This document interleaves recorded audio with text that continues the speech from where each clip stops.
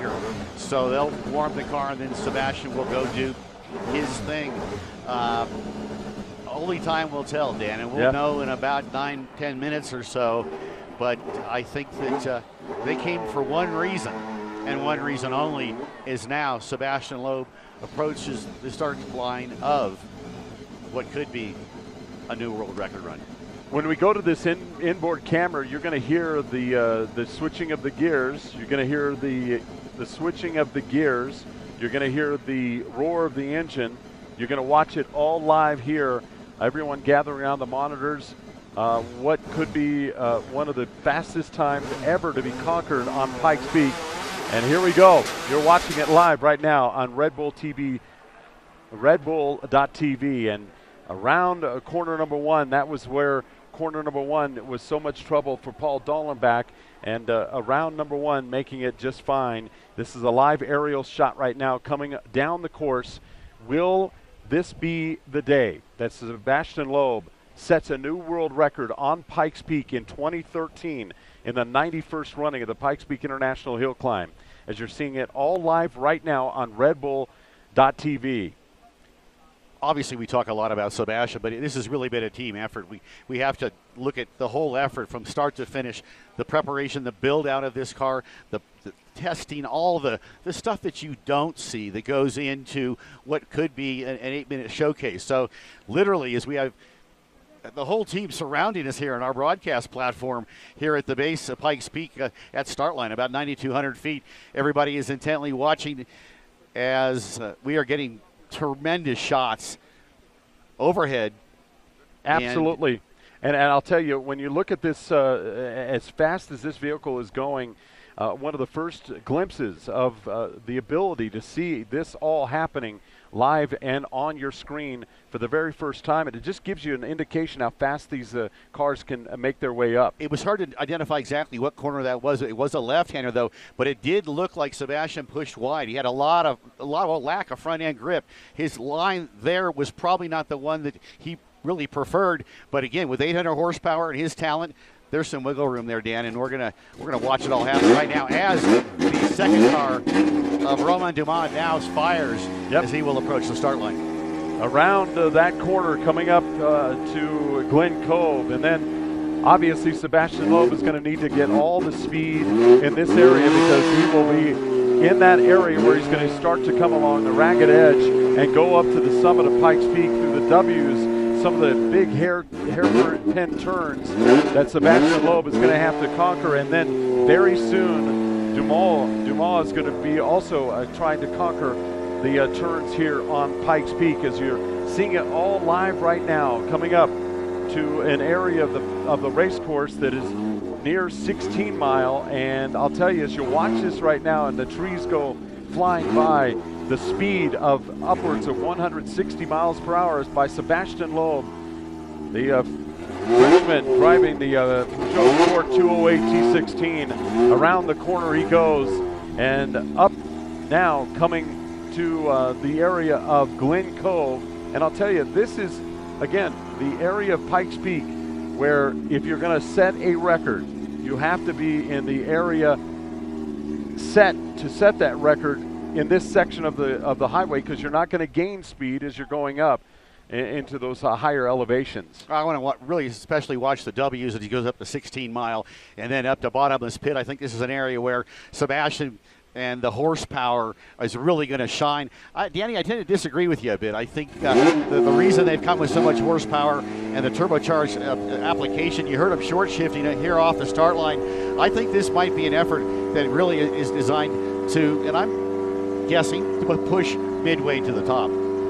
You're watching it live here on redbull.tv. Sebastien Loeb making his way up now, going past Glen Cove. He's going to be coming up to a ragged edge. This is going to be the first park. It's called Elk Park, and if you're watching and you have your maps out, you can see what's left for this, what Sebastien Loeb hopes to be a record-breaking and record-setting attempt. He's going to be coming up to ragged edge. You can see everybody. Is everybody excited about this run? Is there excitement in the air? There we go. Their excitement right now, and they're coming up Sebastien Loeb coming up to Ragged Edge right now. And as you see the turn around to get to Ragged Edge, this is when you're on this part of Pikes Peak, directly to the driver's right is the straight down the mountain, and he's coming up to the W's, which is he's either going to make it or break it in this area, Kurt. Well, it's my call, and he's heading up to an area last year where we had that big off by the Mitsubishi team, and a lot of guys don't like this area of the racetrack. We've not talked to Sebastien about this in particular, but as Roman Dumas now heads up to the start line here, Sebastien now heading up into the area where they had the big off with the Mitsubishi guys last year. And that's enjoyable. I appreciate that. We've got the power and we've got the helicopter. Now you can see Sebastien Loeb coming up to the second leg, the second cut of the W's. He's going to be coming up to 16 Mile. He's already passed Ragged Edge. Sebastien Loeb driving the Peugeot Sport 208 T16. Is he going to set a new world record? Only time will tell. He had some difficulties a little bit in the beginning of the section 1, but as you can see right now, he is definitely making his way up the mountain here at Pikes Peak. We've seen it before, Kurt. We've seen the competitors. What's going through their mind at this particular part of here we go. Pikes Peak. Up to the FlatironsTuning.com 16 Mile, the critical left-hander that it will take him up to Devil's Playground, then the bottomless pit. He's going up to Devil's Playground as well. Look at the crowd at Playground. Holy Devil's cow. Playground absolutely packed year in and year out. And again, if he's not going to have the speed coming through the W's, this is where he can really make it up as he's coming up to the upper part, to upper gravel pit. He's approaching, and he's already passed 19 Mile here on Pikes Peak Highway. And this is a very critical area because we're above tree line now. You lose some reference points. You're literally looking off into the sky. It's an area that maybe for a first-timer, certainly with Sebastien's talents, I hope that doesn't come into play, but for a first-timer, as you come above tree line, you lose all reference points. You're literally driving into the sky, and a lot of these corners do fall away. They're decreasing radius. It's a very challenging point, but I think this is where this guy's really going to shine. No question about it. You can see the consternation of the people when they switch back to the camera to us. We have the helicopter obviously geared up, and we're going to hopefully get reacquainted with the helicopter here shortly. As the last check, he's going to be coming up to Gravel Pit, which is an area up on top of Devil's Playground where Sebastien Loeb is going to be able to reach some big-time speed through here. You can see there's not so much section of the highway that you have any danger on the right or left of going over the side of the cliff, and you can see that he is really picking up this big-time speed coming up as we're approaching the summit of Pikes Peak. He's going to be coming around Boulder Park up to Olympic. There's a couple of hairpin turns there, and then it's up to the summit. And hopefully what he hopes is going to be a record-setting attempt. Well, we just heard Roman Dumas take off the American Le Mans Series driver and Le Mans 24-hour champion. Sebastien now approaching the summit.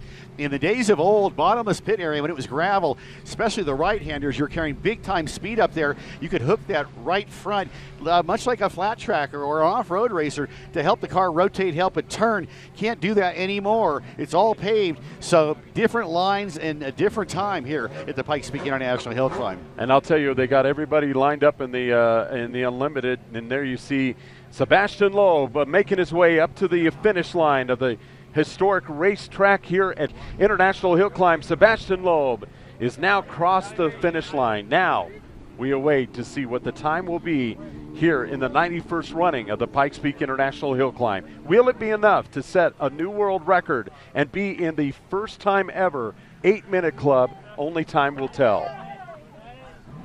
A lot of handshakes here. A lot of people congratulations are pretty much going knowing there's a lot of congratulations, handshakes around. We got the cameras coming in front. The Team Peugeot, they are excited beyond belief. Directly to my left, they know something, and they obviously feel the excitement has been accomplished and the goal has been reached But will it be enough to be in the 8-minute club? Well, I think a new world record could be a possibility. But I'm reading the faces here. There's a lot of excitement and a lot of handshaking and backslapping going on. We will get a